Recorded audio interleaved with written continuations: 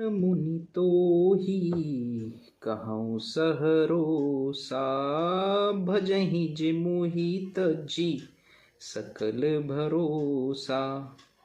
करहूँ सदा तिन्हके रखवारी, जिमि बालक राखें महतारी।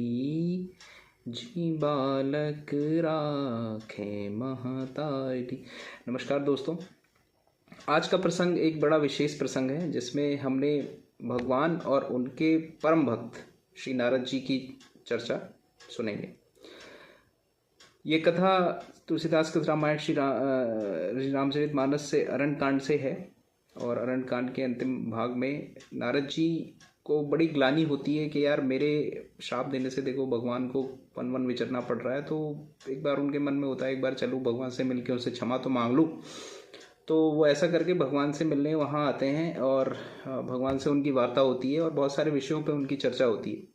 तो उनमें से एक प्रसंग आता है। तो नारद जी कहते हैं कि यार कहते हैं भगवान आप ये बताइए कि आप मेरे श्राप को मना भी तो कर सकते थे। मतलब आप कर तुम अकर तुम अन्यथा कर तुम सर्वसमर्थ सर्वशक्तिमानी सब कुछ करने वाले आप हैं। तो आप मेरे श्राप को मना भी कर सकते थे। और दूसरी बात कि ठीक है, मतलब मेरी इच्छा थी यदि विवाह करने की, तो आपने मुझे ऐसे रोका क्यों। तो भगवान बड़ा सुंदर जवाब देते हैं। ये जवाब वही है जो मैंने आपको भी पहले चौपाई में बताया। अब इसके अर्थ को हम समझेंगे। तो भगवान कहते हैं कि मेरे भक्त होते हैं प्रेमी, आर्त अर्थार्थी, ज्ञानी और विज्ञानी। ज्ञानी भक्त, आप जैसे ज्ञानी भक्त मेरे शिशु के समान होते हैं और अपने शिशु को माया से बचा के रखना मेरा परम कर्तव्य है। काम, क्रोध, लोभ, मोह, मद मत्सर इन सब से बचे हुए। और सबसे बड़ी बात है जो आपके अंदर है, आप जो ज्ञानी भक्त होता है वो पूर्ण रूप से मुझ पर आश्रित होता है। जिसमें ये दूसरी चौपाई उन्होंने बोली है कि भजहि जे मोहि तज सकल भरोसा। आपको तो मेरे सिवा कोई भरोसा ही नहीं है।